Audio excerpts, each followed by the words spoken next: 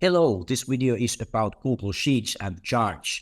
First, I will create to this my Google Drive a new folder from here, and I will name it Tables, for example. And now when I go to this Tables folder, I will create a new Google Sheets, and this file will be placed to this folder where I am.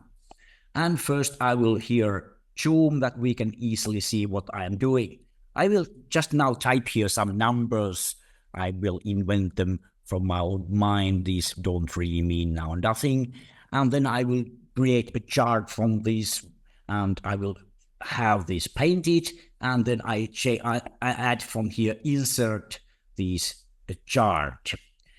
And there are many chart types. First, I can move this chart here, and then I can change from here chart type, this column chart, for example, to pie chart.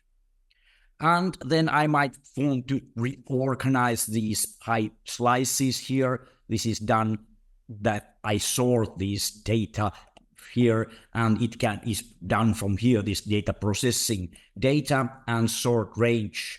And now I can sort them in order like this if I want, and it may look more easy to read if they are in order like this.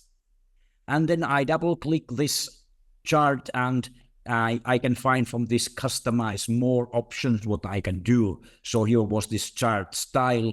I can change colors. I can make it three-dimensional if I like, and I can change labels for this one and colors for this one. For example, this first one, I can change the color for it like this, and many other things I can change from this chart. So it is very quick and easy to do all kind of graphs and charts from this data with this Google Sheets.